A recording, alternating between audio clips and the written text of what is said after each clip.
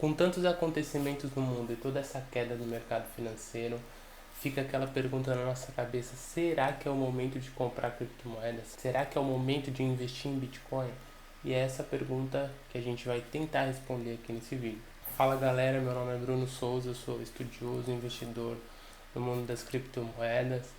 E nesse vídeo a gente vai tentar entender um pouquinho o que está acontecendo no mundo, que talvez esteja afetando os preços dos mais variados mercados, como o S&P 500, Nasdaq, o mundo das criptomoedas também, o preço do Bitcoin e as altcoins que estão aí despencando nos últimos dias, e saber como se posicionar no meio de tudo isso que está acontecendo. E antes da gente ir para esse conteúdo, eu queria pedir para você que você curtisse esse vídeo, se inscrevesse no canal, ativasse o sininho aqui também.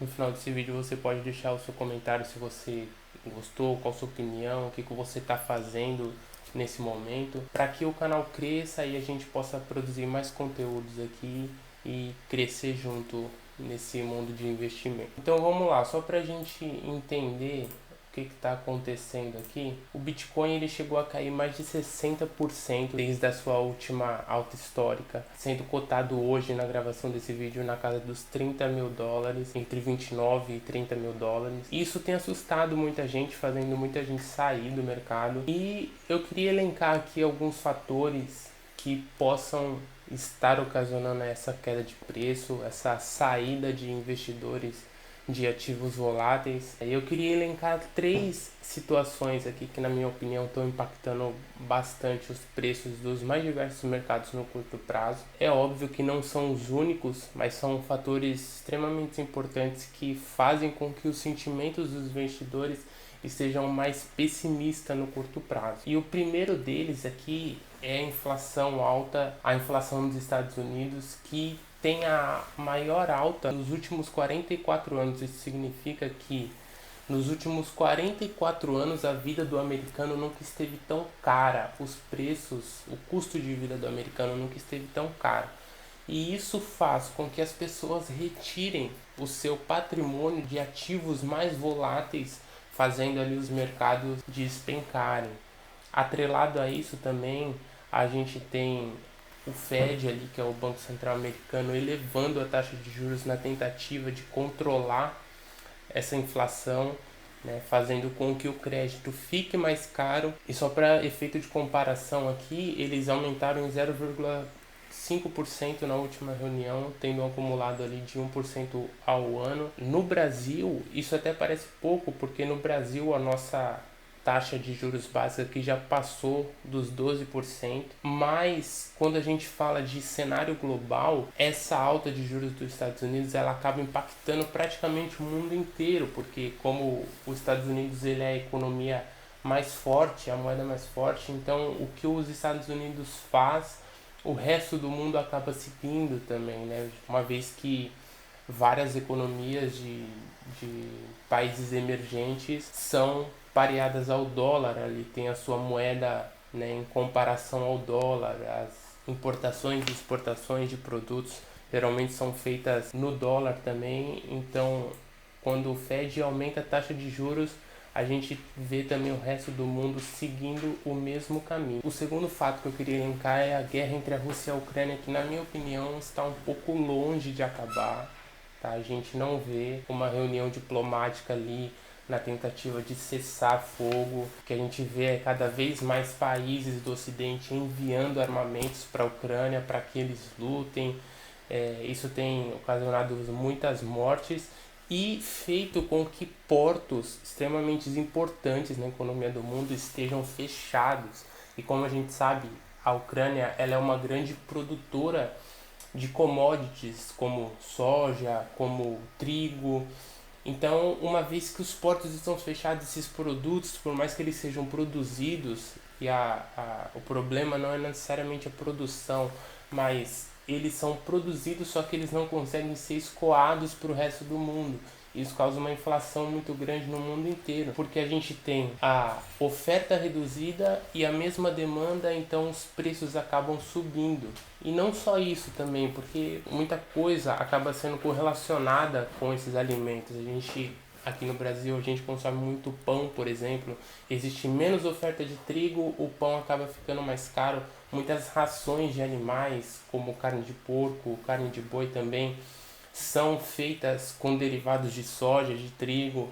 Então a carne final do consumidor final acaba ficando mais cara também. Então a gente vê que uma coisa ela está sempre correlacionada à outra, isso aqui vai virando uma bola de neve, fazendo com que o preço das coisas, o custo de vida em todo mundo vá ficando cada vez mais caro e faz a nossa moeda perder poder de compra. E atrelado a isso também a gente tem um lockdown na China na tentativa de conter um novo vírus que vem aí assustando o mundo inteiro, novas doenças que vêm surgindo com risco de se tornarem novas epidemias.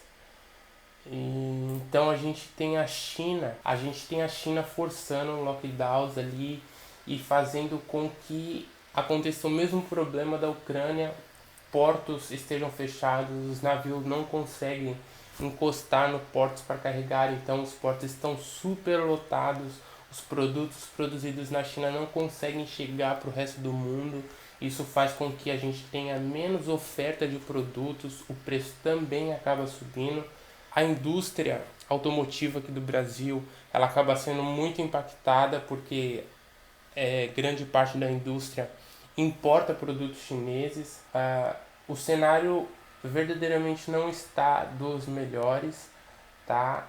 Para a gente ter noção do que isso significa, 1/5 do comércio global é movido pela China, tá? A China também é uma grande economia no mundo, então quando ela se fecha ali, ela causa esse lockdown forçado, ela faz com que os países recebam menos os produtos que ela produz, e não só isso, mas também ela importa menos. Os navios ali não conseguem encostar, há uma frota gigante de navio tentando encostar nos portos da China, mas não conseguem devido ao lockdown. A China é uma grande importadora de carne do Brasil, né? Então isso faz com que o Brasil ele desacelere as suas importações e desacelerem o crescimento da economia como um todo. Posto isso, esses três cenários, como inflação nos Estados Unidos e no mundo inteiro, guerra entre a Rússia e a Ucrânia fazendo com que vários países sejam afetados por esse conflito, e esse novo vírus que vem surgindo na China, causando esse lockdown forçado e fechando os portos ali para o resto do mundo, faz com que os preços de diversos mercados despenquem violentamente. A gente viu ações, por exemplo, do Facebook caindo mais de 40%, Disney caindo mais de 40%, a gente teve a Tesla ali caindo mais de 60%, o Bitcoin também chegou a cair mais de 60%, uma queda brusca em diversos mercados de ativos voláteis. Entendendo essa situação, fica a pergunta: será que é hora de comprar? Tem mais espaço para cair? Como se posicionar em meio a tudo isso? E a realidade é o seguinte, na minha opinião, eu acredito que é momento de se posicionar sim, porque o que a gente percebe aqui é que essas quedas de preços elas não são ocasionadas por fundamentos abalados. No Bitcoin mais especificamente, a gente não viu essa queda acontecendo porque o Bitcoin ele foi hackeado ou alguma coisa do tipo.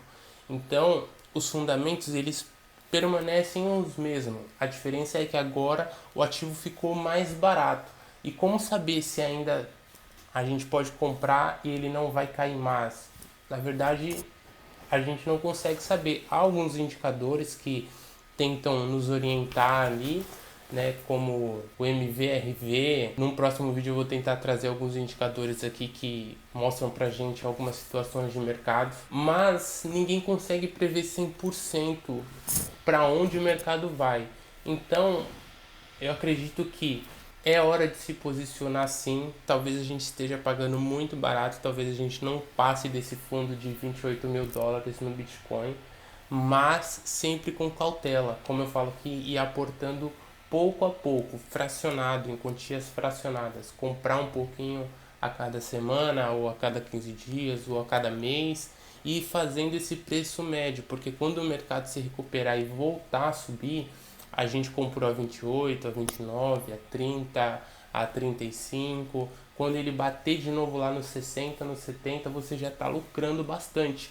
Então, na minha opinião, essa queda brusca que já teve, talvez o pior já tenha passado ainda. Pode acontecer novas quedas? Óbvio que sim. Mês que vem há uma nova reunião ali para ver em quantos por cento a taxa de juros o Fed elevará novamente, e isso ocasionará sim quedas no curto prazo, mas tendo uma estratégia bem definida de preço médio, eu acredito que a gente pode tirar bons lucros do mercado, porque são nesses momentos de mais caos e pânico e medo que os investidores tendem a ganhar mais dinheiro, de comprar na baixa para vender quando atingir uma nova alta. Esse é o vídeo de hoje, espero que você tenha gostado. Novamente eu peço que você curta esse vídeo, comente aqui qual a sua opinião, o que você está achando de tudo isso que está acontecendo no mundo e como você está se posicionando frente a todas essas notícias. Até o próximo vídeo e tchau!